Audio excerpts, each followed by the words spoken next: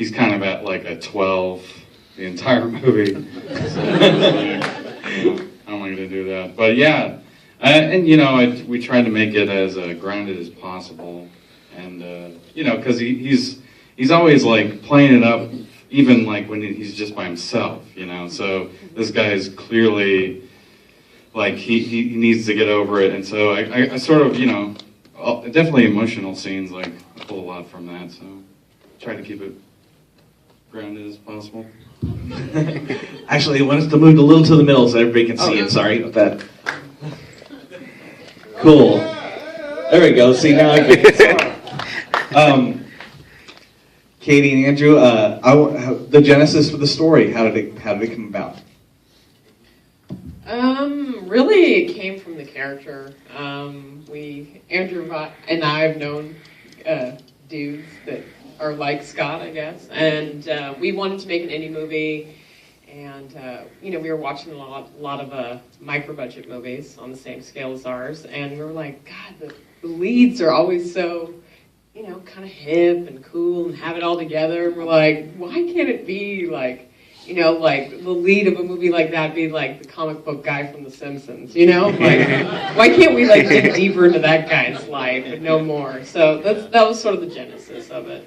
I remember when I did the interview with y'all at South by, and I thought, you know, were telling me there is a certain character in film that y'all actually kind of put Scott in, and it is John Bender from The Breakfast Club. Yes. Because he's got the glove, and he's got the blue jean jacket, and I can totally see that. Yeah, I mean, that was another thing, you know, like, I guess, you know, you see a lot of depictions of nerds in movies and TV, and they're kind of weak, and, you know, nerds I've met have been kind of like strong and, you know, smart, and, you know, I don't know, so that there's like a power in it, you know, and I feel like that's, you know, you see more of that than the kind of weakly nerd. Yeah. Right, and as like fans of comedy, we've always loved comedic characters who are really passionate, like the main thing, like a comedy character who's like, it doesn't matter what it's about, that is just like super passionate, maybe too passionate.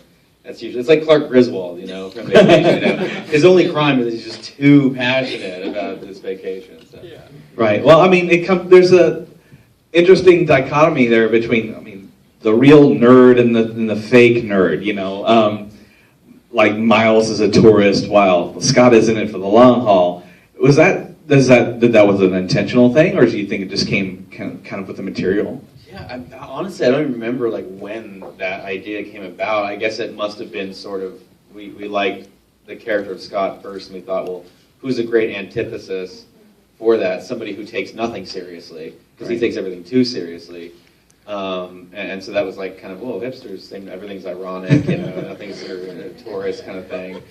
Yeah, and so that seemed to make sense. And then we kind of, he was more hipster in the original script, and then we kind of like toned that down to make more sense. That he was kind of like, you know, that it would make sense that he could best Scott. And the character was for me like always about like insecurity. It's like a way, you know, as a writer, just to like put my insecurities on the page or on the screen. So it was always like, well, what's, you know, my nightmare is like somebody who's just like better at what you do and doesn't give a shit about it, you know, and so. That's why Miles became less of a villain and more of like your insecure nightmare, you know. That's Scott's insecure nightmare, you know. So that's what it's like at every turn. He's like besting you. You know, you hate that. Cool. Do you have any questions from the audience? I can't really see with the light, but I'll try to get a hand raised. All right, I'm going to go to Jeremy. There you go. I was wondering if you guys could talk a little bit about the deal we just made with the Nerdist. That guy does not need a microphone. no, Jeremy's great. He doesn't need one. Yeah, that was super lucky. We were, it was, I guess it was, somebody sent it to them and they sent it to, you know, we were talking to a number of distributors, and honestly, the interesting story was that a lot of the distributors we were talking to wanted to change the title of the film. Oh, why? Because they're like, it's a perfect title. Well, first of all, it starts with a Z, so it goes to the end of the alphabet on the VOD list, which is like, you know, it's just like the stupidest reason to name a movie. Yeah, and they're also like, well, people won't get it, or it's, you know, it's too inside baseball, and we actually like walked away from distributors because they wouldn't bend on the title change, and first it was important not just because it means, because it's we think a clever title, but also it's important that like the audience understand going in that this guy is a unique individual. He's got a special affliction, and that's kind of the point of the film.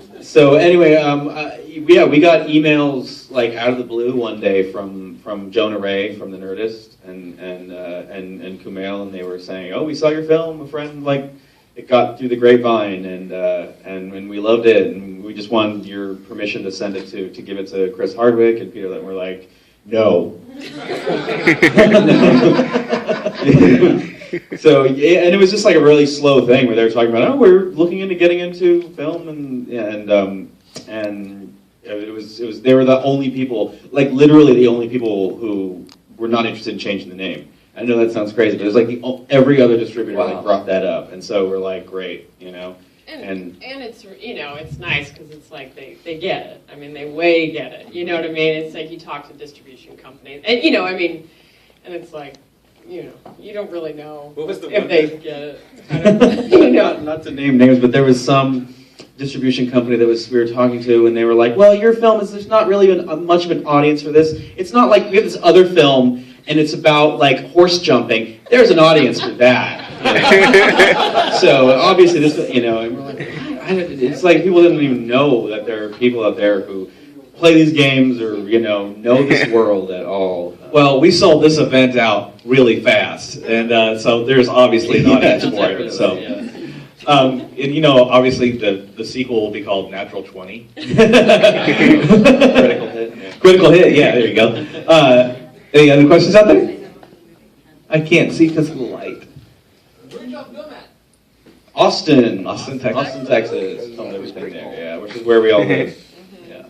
Here we go, right here to the right. Could you guys talk about how long it took to make it and maybe how much it cost to do it? I'll answer the first part of your question. We shot it not this last April, but April 2012.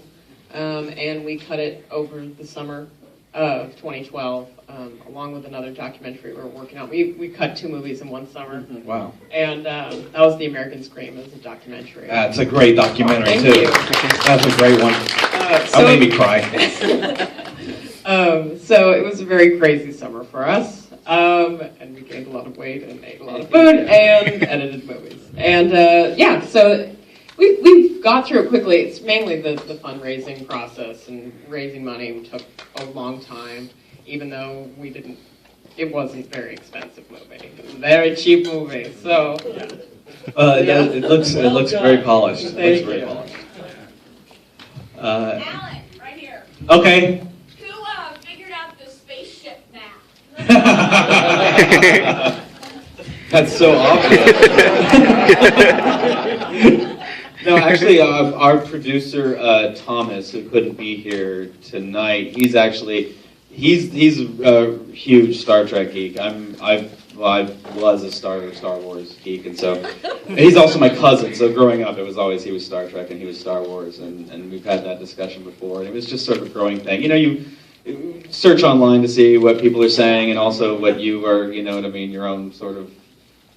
Thinking about how it works, and he obviously was the one who talked about Threshold, and he was like, Threshold's not canon. You can't even that is not canon. You can't make that. So we've kind of put that into the script too. But yeah, it was a combination of those two things. So which of you is the nerdier of the two? I am. Yeah. He plays a guitar, so he's a guitar. Well, is he a nerder? No. He smokes Marlboros, so I feel like that makes him less nerdy. I don't know. Yeah, he's a very handy guy. I'm not very handy, so. And y'all are shooting something else right now, is that right? Shooting something else? Oh no! I'm Sam is in. Sam is in. Oh, we're okay. just shooting I'm right working on now. a movie, okay. yeah, with Sam, but I'm not. It's not our movie. It's Cool. called- I mean, it's not. Intramural. Yeah. Oh, that's right. That's right. Yeah. Okay. He's shooting nights, so he just woke up, or what you get off at like 7:30 this morning? Yeah. Something like that? Yeah. Yeah. Yeah. Katie's working on it too. Yeah. And I know you too. You're in Vesper's movie. Yes, I remember from editing that. Very cool. Any other questions out there? Just yell it out because I can't see your hand. Okay, I got another one, Alan. Okay. So there's a website called Drafthouses RPG, which has lots of free PDFs of stuff. Has there been any thought to maybe throwing up some of the adventure that the guys are playing throughout the game as a PDF you can get off of Drafthouses RPG? That sounds like cool. work. Oh, I'm sure you'd find a ton of people would be happy to do it for you. I would love to do that. I'm not familiar with the website though. Well, it's like modules and the stuff, biggest or? legal place for PDFs of RPG stuff. Witches of the Coast has downloads for first, second, third, and fourth edition D&D stuff on there. Tons of smaller publishers. For Free RPG Day, a month or so ago, they had all sorts of cool free downloads for the day. That might be something worth talking to. Yeah, I think the Nerdist was talking about we should make Scott's game that he makes, and try to actually figure out what his rules are, because that was in the original script. It was D&D they were playing, and then it was we're never going to get. Well, here's the big point. No, it's not D&D, it's better. Yeah, so it was a process of writing it, kind of trying to figure out. It really the main rule change is this has to go quickly. Right. You can't have it was actual encounter. It would be the length of the entire movie, So. We saw it earlier today. Wow, that was surprisingly fast. That was amazing. Well, yeah, we really went. Well, that was the least impressive way I've ever killed a dragon before. One of the interesting things you said is that studios didn't think there was an audience for this. I can't believe that that's true. I mean, everybody has played tabletop in some way, or everybody's a geek now. Yeah. Why do you think that would be? I just think that they don't know what is going. Honestly, our experience with the companies, the gatekeepers, the distribution companies, they don't know what's going on. I mean, they're really looking to the internet, and they're looking to small films and sort of real communities to try to figure out what is the next big thing, and they don't want to take any kind of risks whatsoever. So you really have to do extra work to try to break through, I think. Yeah, that's a shame. That's a shame. Yeah.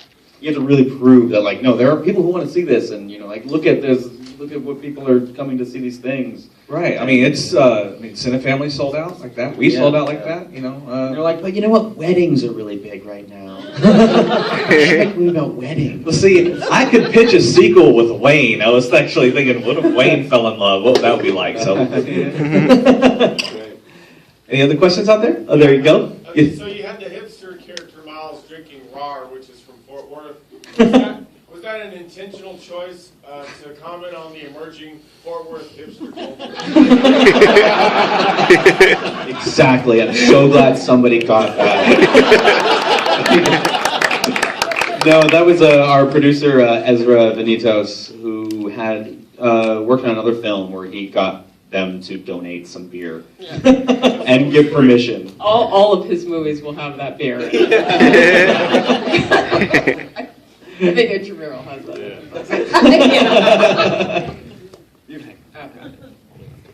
Any other questions? You guys have only been here for 8 hours. I know, they're probably exhausted. We've been watching fantasy movies all day. I'd say Kroll was awesome. Yeah, it looked beautiful. Yeah. It looked beautiful. I would have. I'd like to have been to seen Dragon Slayer at Cinefamily. I heard that it looked amazing.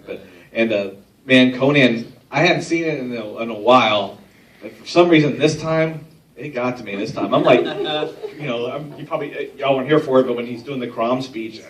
If you not listen, then the hell with you, and I'm going, yeah! Tears run down my face. I totally worship Crom at this point. It's okay. I don't care. Screw the Four Winds. They can go to hell. So, anybody else? Well, thank y'all for coming out. Thank we you, really guys. appreciate it. Thank you. Oh, and if anybody's interested, okay, that's No, I cool. guess Okay. we want to buy it. Yeah. The little 20-sided die pin that Scott has on his jacket. They're going to have We some have available them for sale if y'all want to buy them. $3. So they're cool. We got a bunch of them if you want Yeah. to buy one. Just come up to us. Thanks for coming out. We really Thanks, appreciate it. guys. And thank y'all, everybody, for coming out to Dungeons and Drafthouses. This will not be the last time we do this, hopefully. And, there's a billion sword and sorcery movies that we could play, and they're all awesome. It's the greatest genre in the history of film. I don't really care what anybody else says, you know. Yeah, well, you know, Dragonheart, yeah, sorry, man. But, you know, Deathstalker 2. Anyway. Thanks for coming out, guys. Thanks a lot. Robert, do you have any last things? Drive safe, guys.